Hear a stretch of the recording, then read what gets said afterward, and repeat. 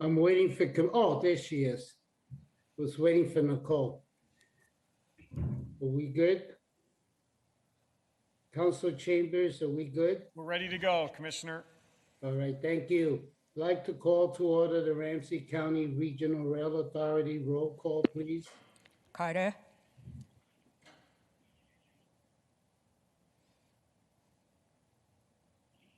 You're muted. You're on Tony. mute. Tony, you're on mute. Here. Thank you. Bretham. Here. Mattis Castillo. Here. McDonough. Here. McGuire. Here. Reinhardt. Here. Ortega. Aye. I'll entertain a motion on the agenda of April 13th, 2021. Move approval. Moved. Second. Second. Hearing no discussion, roll call. Reinhardt. Aye. Carter. Aye. Bretham. Aye. Mattis Castillo. Aye. McDonough. Aye. McGuire. Aye. Ortega. Aye. I'll entertain a motion on the minutes of March 2nd, 2021. Move approval. I'll second. Hearing no discussion, roll call. Reinhardt. Aye. Carter. Aye. Bretham. Aye. Mattis Castillo. Aye. McDonough. Aye. McGuire. Aye. Ortega. Aye.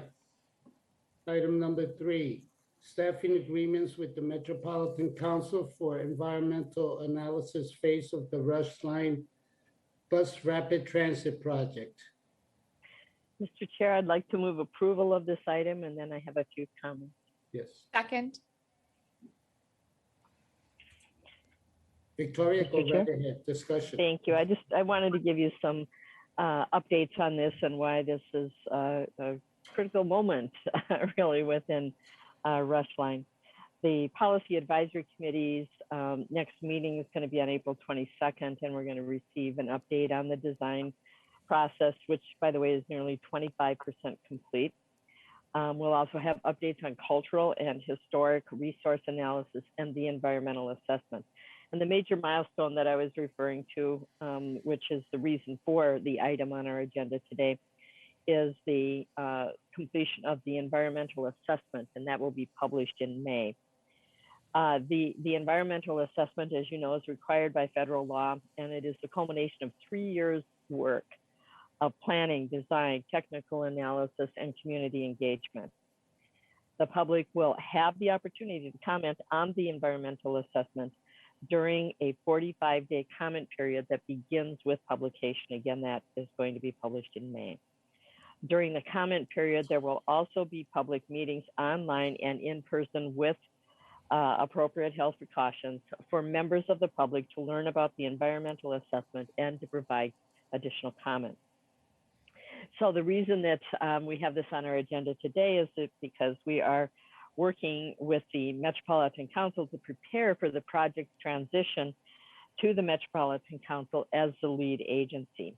That project handoff will occur later this year. The staffing agreement with the Metropolitan Council on our agenda today will allow the resources needed to ensure a smooth transition. Metropolitan Council will be the lead on the project through the final design, construction, and operate the line as part of the regional transit system. However, Ramsey County will remain involved in all aspects of the project after the transition to the Metropolitan Council to make sure that the county priorities are reflected in the design decisions that will be made over the next few years. So this is, as I said, a pivotal point for us, and I am very pleased to be able to bring this forward so that we can get this staffing agreement in place with the Metropolitan Council for this transition. Thank you. Thank you. Roll call, please. Any further discussion? Roll call. Reinhardt. Aye. Carter. You're muted, Tony. Tony, you're muted. Yeah, it just doesn't work the way it used to. Aye. Bretham, Aye. Mattis Castillo, Aye. McDonough, Aye. McGuire, Aye. Ortega. Aye. Item number 4, funding committee commitment to the Great River Rail Commission. I'll entertain a motion. So moved. Second. Any discussion? Roll call, please. Reinhardt, Aye. Carter, Aye. Bretham, Aye. Mattis Castillo, Aye. McDonough, Aye. McGuire, Aye. Ortega. Aye. Item number 5, Transferway Impacts Research Program Presentation and Funding Request.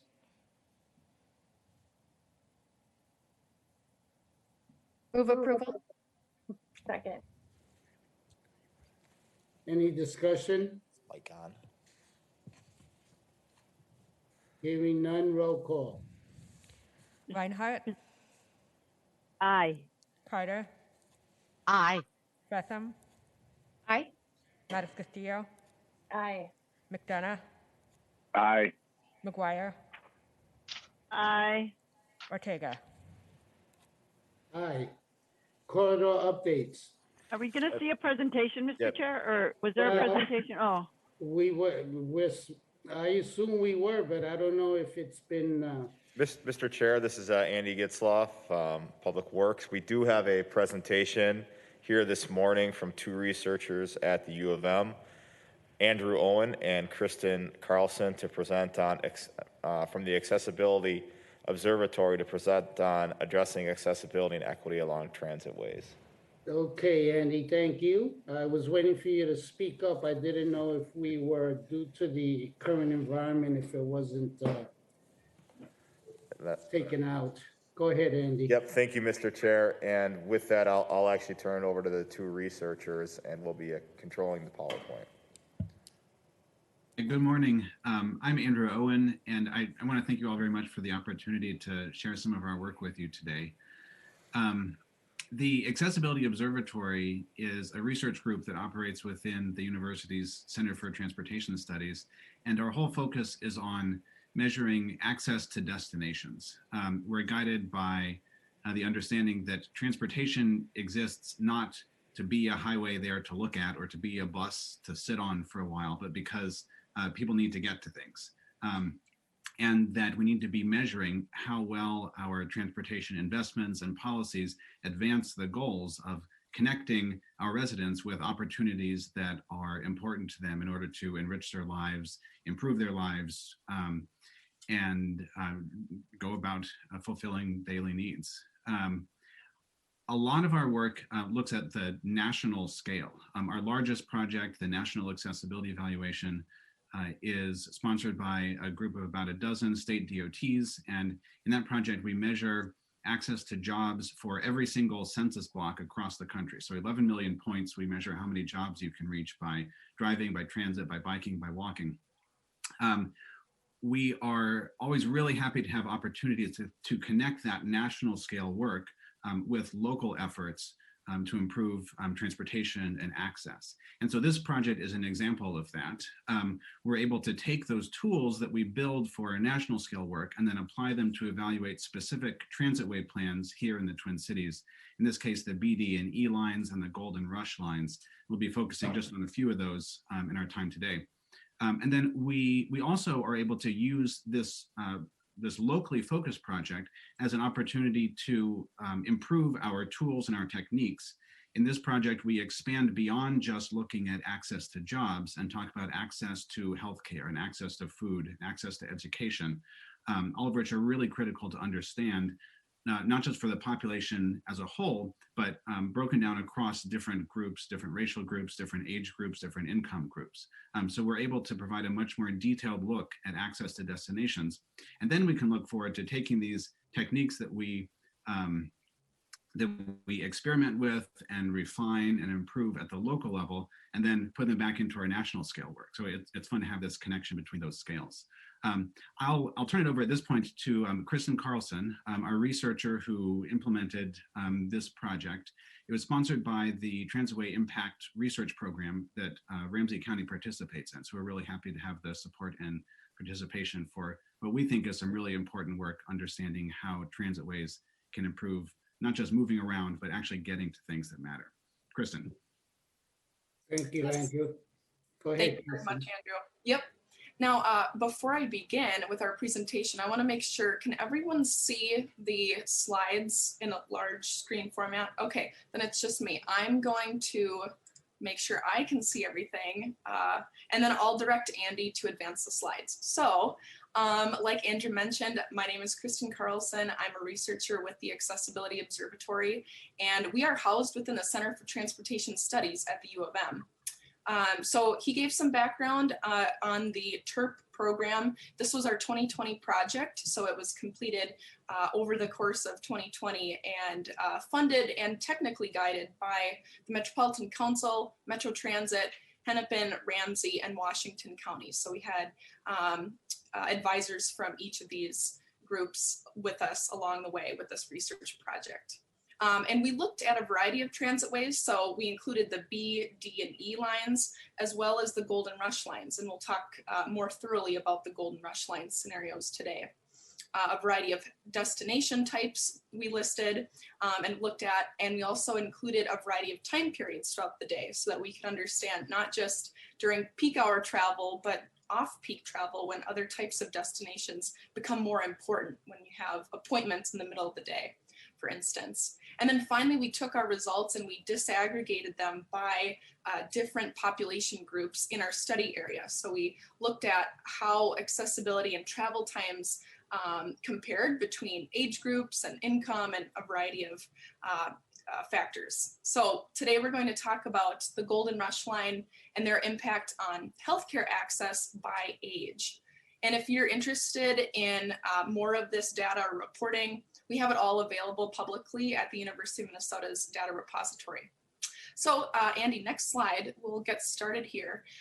You should be able to see the different transitways that we've included in our baseline analyses. So we've listed, we looked at all of the Metro Transit lines, but then we added in the green line extension and the orange line because we know that these are already funded and we wanted to start there as our baseline of understanding. The next piece was then adding in the B, D, and E line transitways to look at the first stage of what happens when we have these implemented. They're a little further along in some of their planning and funding. And then after we did that, this is important to note, including all of those lines, they became the new baseline for when we then added in the gold line and rush line. And so what we get is this picture of what happens when we add Golden Rush line to our transit network, given that we've already included all of these other transitways that we're investing in now. So next slide, we'll start looking at healthcare access and then we'll look at it by age. So with the next slide, this is an image of accessibility and travel times to healthcare facilities in the Golden Rush line study area. So we know that the Rush line goes up from St. Paul to White Bear Lake, and Gold line goes from St. Paul out to Woodbury. And so in this case, we're looking at the minimum travel time to reach two primary healthcare facilities. Primary healthcare facilities are located or are shown in the black dots on this map, and we're looking at the midday time period. So the coloring that you're seeing is anything that's in that yellow or orange tone. Those are the shortest travel times by transit to reach primary healthcare facilities and two or more healthcare facilities. We wanted to get a measure of choice. So we're not just measuring the closest one, but we're measuring access to two or more. So we start to capture that entire environment of what people are debating between when they make a trip. And so with the next slide, I'll start annotating a bit on this slide to show you different pieces. You'll first off notice right away that in downtown St. Paul and more of the urban parts of the study area, we see that there are a cluster of clinics, so the black dots, but we also have much more dense transit service.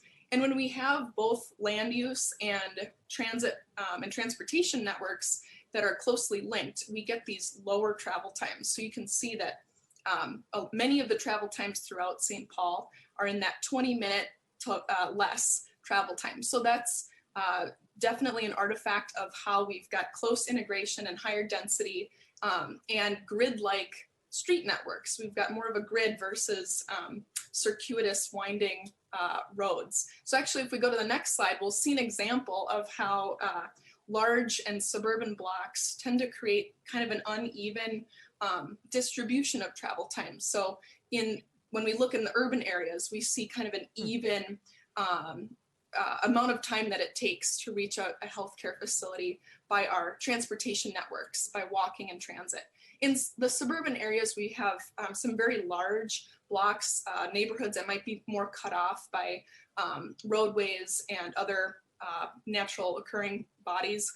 And so with that, that's why we get some of these jagged, edged travel times to healthcare facilities. So we have to note that as we understand these results and also how it plays out in terms of overall access for different population groups in our study area. So the next slide will show how healthcare clusters, so 2 or more healthcare facilities like we see in the Maplewood Mall area and in the White Bear Lake area, along with transit connections that are existing. So this is not including Golden Rush Line yet. We're talking about what's in existence right now. And we get some areas that have really low travel times by walk and transit to healthcare. And so these are other places that when we're studying these images, we try to understand, okay, what are the factors playing into lower travel times and what's playing into long travel times. And you can see that, you know, we've got everything up to 40 to 60 minutes or unreachable or beyond 60 minutes on this map. So we have a variety of travel times that people are experiencing where they live. All right, let's move on to the next one. So what you're seeing now is what happens when we add the gold and rush lines into the network. So in the purplish blue color, the way we've colored these census blocks, that's an indication of how much travel time we save or how much travel time is reduced when we add in faster, more frequent transit service. And so you can see if we advance the slide, I'll point out a couple pieces. So Rush Line, for instance, decreases travel times in that South White Bear Lake area by up to 40 minutes in some cases. And that's both a factor about where healthcare facilities are currently located. If you're able to see, there really aren't any in this area, but because transit service is being added and it's much more frequent, we're connecting these blocks that have healthcare in one spot and no healthcare in the other, but they can access transit, and now it brings them closer in time to primary healthcare. So that's one really interesting piece. The next is Gold Line. So you can see that Gold Line decreases travel times, in this case, up to 10 minutes across the line. And we see that to the north side of I-94 and where the Gold Line runs is where we're getting a lot of that accessibility and travel time benefit. And so we also have some existing transit lines that intersect with Gold Line and actually spread that benefit up much farther than where the route runs. That's another really interesting piece about this, is we can see how the existing transit network can start delivering and taking advantage of better travel times and speed just by the addition of one transit way, even if it's in a different area. And then one last slide pointing out how when we have like a clinic gap or some kind of gap in the destination that we're looking at, if we add in some kind of transit service or transportation service that can connect people out to the places where there is healthcare facilities located near the transitway, we are able to connect people living in these areas much closer in time to healthcare or to other destinations. So you always have to look at both land use and transportation when it comes to making these investments. All right, next slide. So now what we're going to do is talk about how these results play out in terms of age. So we took worker age demographic data that we had through the Census Bureau, and we plotted it out. And I'm not sure how well you're able to see the density of dots that are being shown, but those in the age range where they're younger or middle-aged tend to have a slightly higher concentration in the downtown core areas. But we really don't see that as much for those in the oldest age group, that age 55 and plus. They're spread out more evenly across whether it's urban or suburban and some of the farthest reaches of these corridors. So we'll take that to note when we look at some of these results by age group and how that plays out. All right, next slide. Travel times by age. Next slide. So we are going to look at some tables, but I've highlighted in red the pieces to note, so you don't have to try to understand all of it. First off, of all the destinations that we looked at, so it was grocery stores, public education, and healthcare, we found that healthcare travel times tended to be the lowest. So that was one interesting piece that came out of this study in terms of the Golden Rush Line corridors. All right, next. Mr. Chair, Yes, go if ahead. I could interrupt for a moment. Yes. go ahead. The previous slide and this one, it is, your presentation is up here, but, and again, I'm not sure if this was the question you were asking before, but it's not full screen. So Yeah, I don't know if it is. And so as far as, I mean, you can describe it and that's fine, but if it could be full screen for the people that are watching this, I think it would be easier for them to see as well. And if not, your description is perfect. I mean, I can tell, even though I can't read it per se, I can certainly tell. So I just thought I would mention that, especially now when we're getting into some of the more detailed information. Right. Well, yeah, I'd love for you guys to be able to see it. I know Andy's controlling it on his side. So if what I did on my side was pin this screen, but Andy, are you able to do anything about that, or should I? I think if you could just keep presenting, it's a control room thing. So we'll see if they're able to get it to go full screen. And if not, we'll make sure to disseminate it after the meeting. Sounds great. All right. Well, like I said, you really don't have to see the tables at this point. I'm just going to verbally explain what's going on. So we next looked at, so by age group, we have a distribution of travel times. Some people, live closer to healthcare, and they're in the lowest bucket of travel times. Then there are people farther away from that. What we found was those that started in the distribution that they're already experiencing some of the longest times by transit to healthcare facilities. When we add the Golden Rush lines into our network, that group is where we see the biggest decrease in travel time. So that was one interesting piece. That's really accounting for how adding transit service in suburban areas where there's already less to begin with can make a really big difference to those longer travel times. All right, next one. And so finally, we're noting that of the age groups we looked at, those 29 and under, those between 30 and 54, and then finally those 55 plus, that oldest age group, they do have the longest travel times to healthcare facilities, both before and after the Golden Rush lines are added. But we'll see a little bit how some people in that group actually experience a really big decrease in their travel times. So let's move on to see some of those. So change in travel times once we add the Golden Rush line in. First off, no matter how we slice the population, upwards of 8% of people experience shorter travel times as a result of the Golden Rush lines.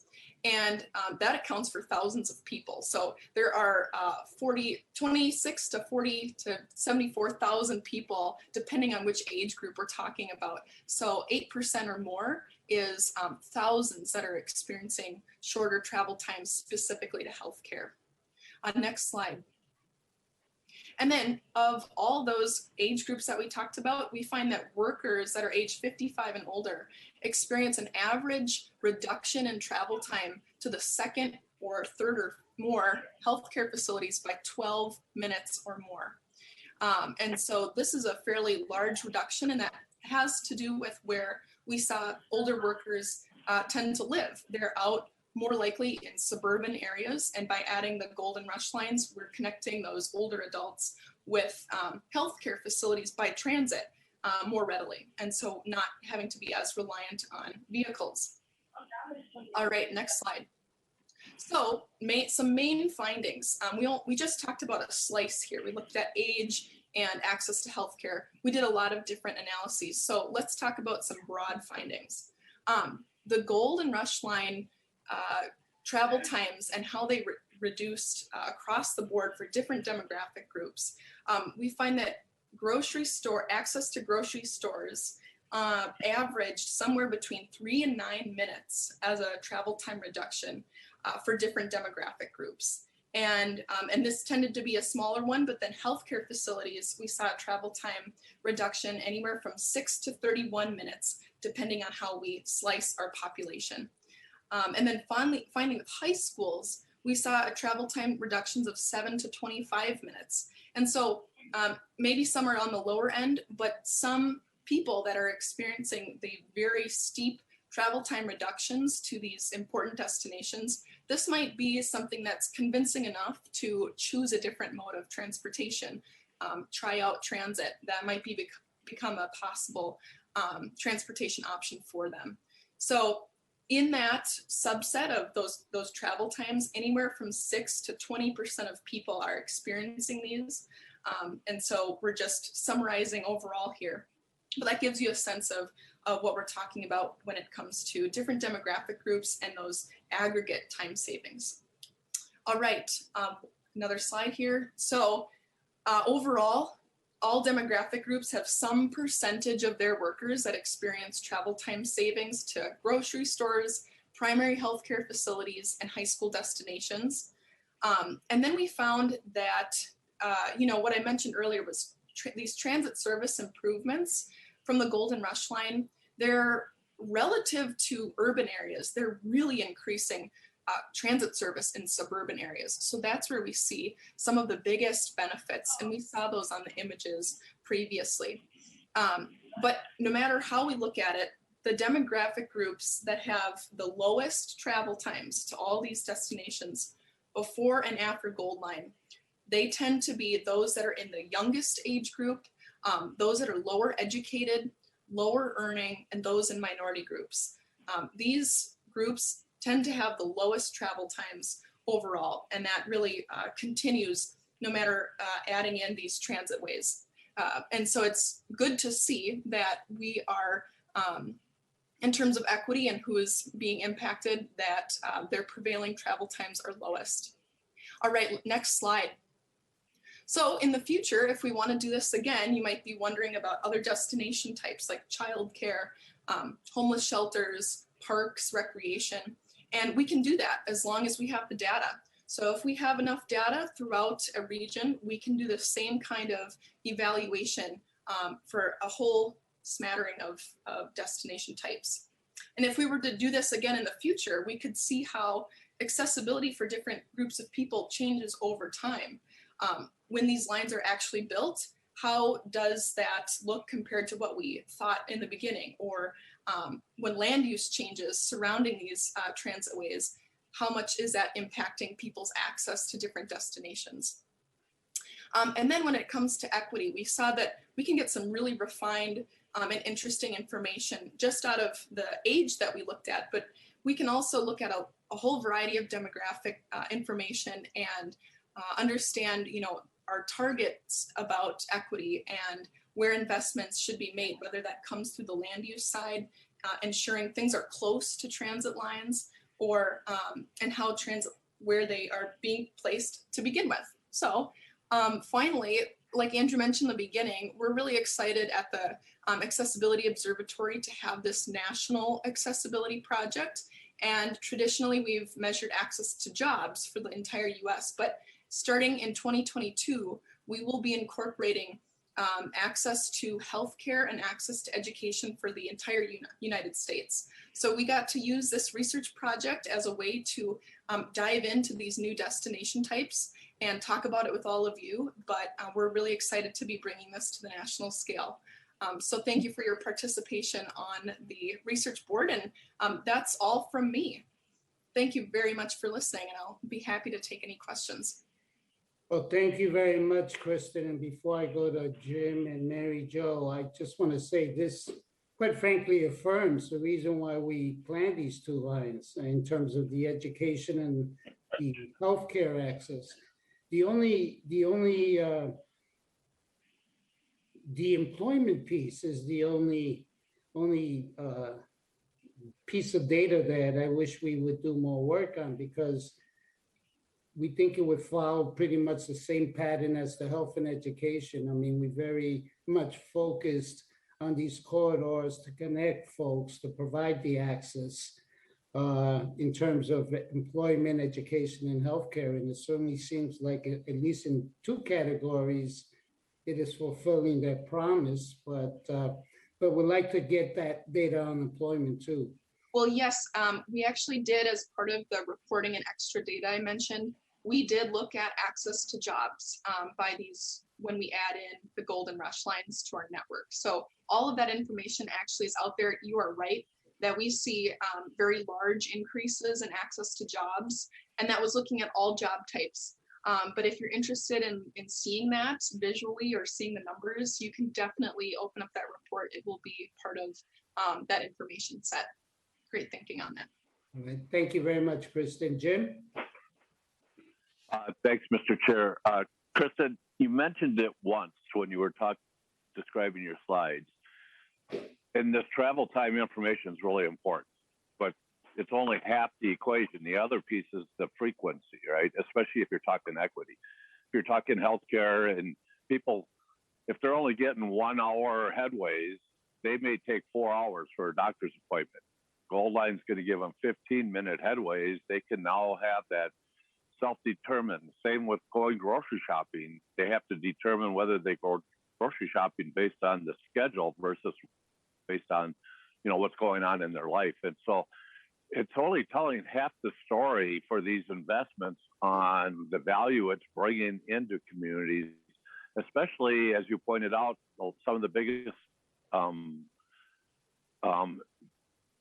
increases in the travel time were in the suburban communities. That's where some of the least frequency is now. So when we bring in the Gold Line out to Woodbury, or we're bringing the Rush Line up into the northern suburbs, they're going from maybe morning and afternoon rush hour express service to all-day service, which really changes things for people. And I just don't see how you're incorporating or capturing that as a part of the story, because that's really a really big part of the story for these investments.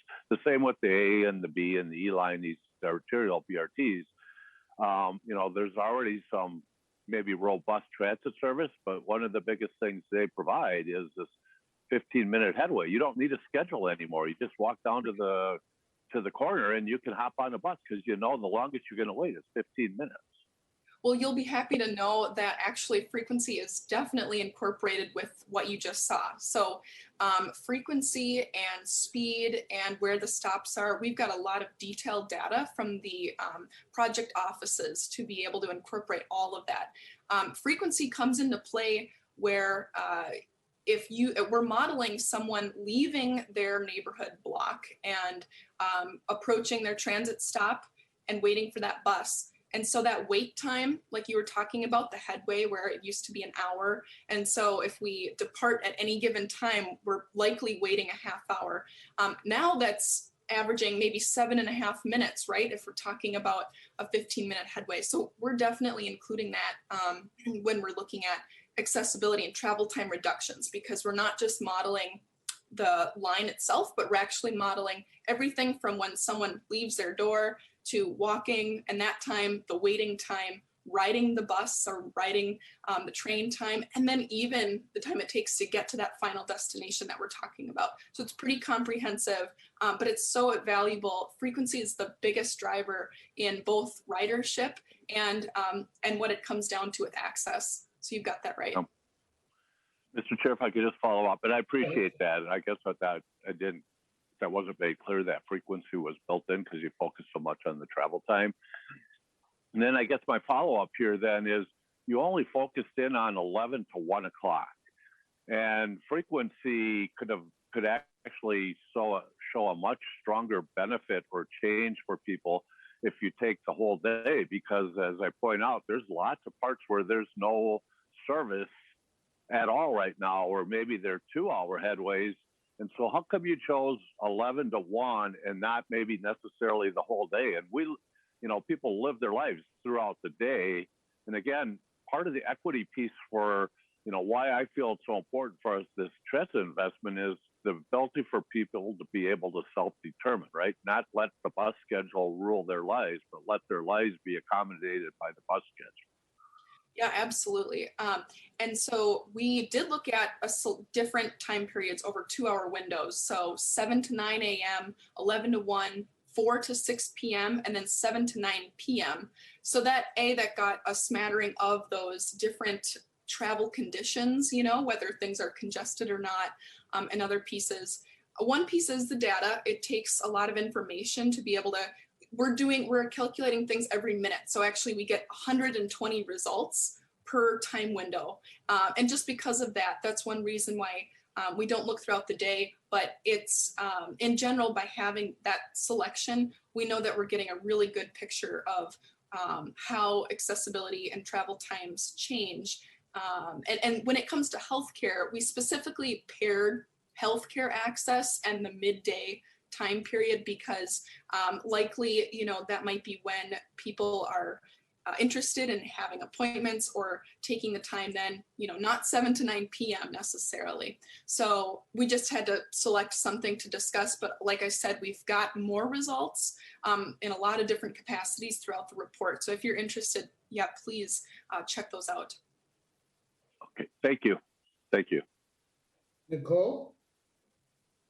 Thank you, Chair Ortega. I guess one of the things I'm interested in is noting, you mentioned that we might be able to look at other locations, and I think a big one would be higher education, especially since high schools typically provide transportation and the times are fairly set, but with many of our community colleges and technical colleges and other facilities, that's much more sporadic and harder to access, whether you're attempting to, you know, go from the city to Century College or Bethel, or going from the suburbs to one of our more colleges in the cities, and that'd be one I'd be really interested in seeing, as well as county facilities. You know, we have a lot of, especially as we embark on our work for 21st Century Park System, the question of, you know, can people even access these facilities would be good to know, and whether or not something like the Rush Line would, say, improve access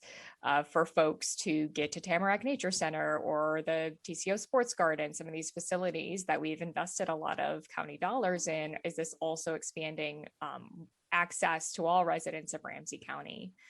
And then the thing I'm most excited about, I mean, there's some good stuff in here, and I look particularly, there's this piece of Van Ness Heights that right now has basically no access via transit, and it gets some once Rush Line puts in, and that is the area of Van Ness Heights I lived in for many years. And I know that it is some of our most affordable housing in District 1. I know of at least 3 constituents who I've spoken to in that area who have accessibility issues and disabilities that make it challenging for them to get to places. So actually getting some transit out there is great. I think my question is how do we evaluate those next steps? How do we look at what is extending the A line get us? What does an east-west route along Highway 96 get us in terms of access? And how do we layer those over, you know, some of the work we've done in our economic inclusion plan to highlight areas that have been underinvested? Where do we actually have, you know, pockets of affordability and jobs, and how do we make sure people are able to get to and from those? Yeah, great questions. I'm going to start with your last question. I'll get to the first one. So when it comes to adding in other types of transit lines, understanding their impacts, like you mentioned on 96 or the A line, as long as we have the data, so someone indicating that you would put stops in approximately these locations and at this frequency, our tools and what we do, it's really easy to be able to do that kind of analysis. And so, yeah, when it comes to future planning and scenarios, it's really important to, not just be paying attention to some of the more like localized impacts, but how it plays out throughout the network. We saw how existing transit routes that are local bus routes actually can, once they connect with one of the new transit ways, they can improve transit times even throughout the network much farther from where the investment is being made, and then that goes to all the people that are there. So it's certainly possible to be looking at other investments, and as long as we have the data for that, we can do that. And including it, like layering in with equity considerations and where there are places that you're hoping will get that biggest benefit. Like I said, again, if it comes down to having data on where people live and then where those accessibility benefits arise, that's all we need to be able to draw those conclusions. And that's an exciting thing about data in that regard. When it comes to access to post-secondary education, so anything regarding associate's degrees, bachelor's, trade schools, and other schooling types, that is one of the areas that we at the Accessibility Observatory are expanding into in our 2022 reporting year. And that's not just for here, but that's for the entire US. So we will start getting really great information. It might be that Minnesota, we can understand how we stack up to other regions when it comes to delivering accessibility and good travel times for our residents. So we have that data available. There is publicly available data at the national level, and that is coming, but definitely important. And that's why it's one of our priority areas as we launch into new destination types. We definitely recognize that.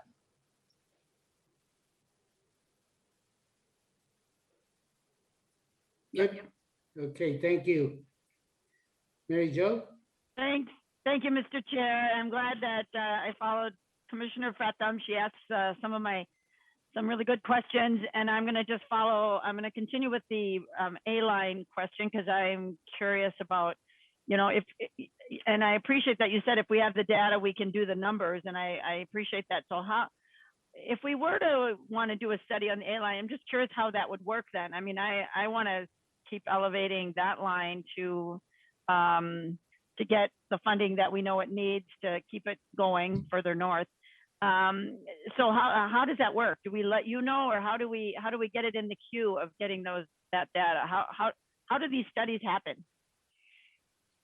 Well, the funding mechanism is perhaps something I can let Andrew talk more about but I mean, like this study came through the Transitway Impacts Research Program. So we were already interested in understanding accessibility and equity impacts of transitways. And so we selected these lines to begin with.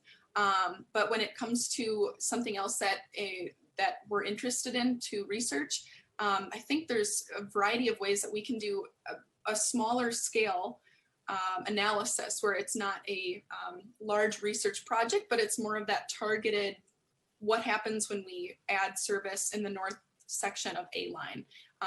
And so, yeah, I'm trying to think, it just comes down to being able to make that kind of agreement between whichever body and then the university. But we have mechanisms for doing that in a less energy intensive way. So I'll add that. Yeah, so this project really was operated as a research project, and it developed some new ways of measuring things and brought in new destinations.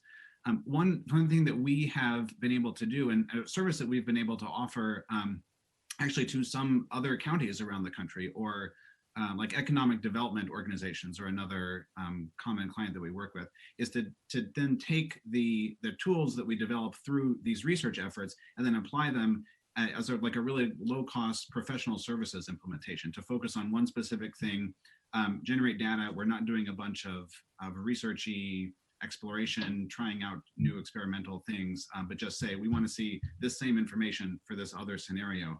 It's something we can do at a fairly low cost and pretty quickly. We'd be happy to connect with staff if there are people there who are interested. I appreciate that. Thank you so much. And Mr. Chair, I have another question. This is on the, it's like the third to the last slide. It's called Gold and Rush Line Findings Continued. It's the third bullet that talks about the demographic groups that have the lowest travel times before and after the Golden Rush Lines are implemented. Include those who are young, lower educated, lower earning, and in minority worker groups. Could you just expand on that a little bit? Because I mean, I'm guessing that it's still really helpful to have the Golden Rush Lines, but it says that it has lowest travel times before and after. Does it have lower travel times after, but it's still the lowest in those groups? If you could, I'm not sure I understand that last point. If you could just shed some more light on it. Yes, there are a lot of things summarized within one bullet point there, and what that means is, let's see, that once we've implemented the Golden Rush Lines, we're definitely seeing some pockets that do experience really big decreases in groups that may or may not have fallen into that bullet point. But overall, we're looking at every person that's in our study corridor. So that was, it's about 100,000 people plus. And because most of the transit ways or transit lines and the all the destination types are most dense in the urban areas, we see that those that live in urban areas still have the lowest travel times relative to other groups.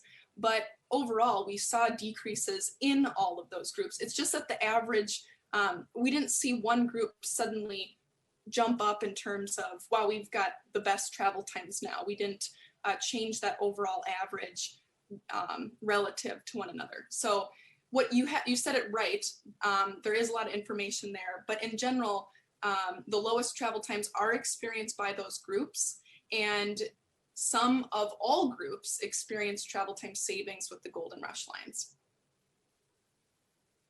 Okay, thank you. I mean, those are definitely groups I want to serve. Right. I don't want it to ever be read that it doesn't matter whether there's a Golden Rush Line because they have low travel times before and after. But they just have relatively, it's a relativity, right? That's maybe a good word to add there for future reference. But yeah, relatively speaking, they remain with the best travel times. And that's why it's mainly highlighted as saying that these are the groups that in general we would want to have some of the lowest travel times. Okay, thank you for that. Mm-hmm. Well, I see no other hands. Thank you, Kristen and Andrew. Thank you for having us. Presentation. Yes. Thanks very much for the discussion. Very good presentation. Thank you. Okay, as we move forward, we have corridor updates. I'll report, we had the review PAC committee, and I think the main issue, and it was a very good meeting and sort of updating on all the work that the staff is doing and the engineering folks. But we approved the Community Advisory Committee of close to almost 24 people. We took a little extra time because we sort of broke it up into 3 sections, including Bloomington, but we have a very, very diverse across the board, any way you want to slice it. I want to give credit to Frank Alarcon and Kevin Raukenbach and my assistant, Ken Ioso. We literally went and beat the bushes to recruit people. And also with the station area planning, the PAC approved those members, and the same could be said for there. And we're leaving it open because as people drop off for one reason or the other, we want to make sure that we're constantly recruiting folks so we continue to have the same composition of the committees in the manner that we put the effort into. So I want to give the staff a big hand for the good work they've done. That's pretty much it. I see no other. I know Victoria already gave a report. Mary Jo, I see your hand up. I'll just talk, I mentioned it a couple of weeks ago in a board meeting, but just because we're in the regional rail, I'll just remind people that 35W Min Pass Lane is in the final months. It's going to be ready to go in the fall, so it's got all through the summer, and there will be closures along the way of all the exit and entrance ramps onto 35W from 36 northbound. So just watch the website and check your GPS, because there will be closures of those ramps. But we're excited that the Min Pass Lane and that 35W will be completed by the fall. And then also just to remind people that we're so excited that the Northeast Diagonal, the trail, the bike and walking trail that follows the Northeast Diagonal, that now connects to Roseville in a safe way due to our redoing of County Road C, is really great. So it's getting lots of usage with people out on their bikes now. So it's just exciting that bike and walkway is completed so that people can bike and walk safely. Thanks, Mr. Chair. Great. Seeing no other hands, I will adjourn, and let's just pray for a peaceful day and week. Thank you very much. We're adjourned. Good meeting. Take care. Take care, Jim.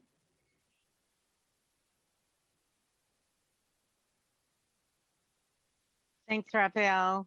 Take Commissioner Ortega. care. Take care.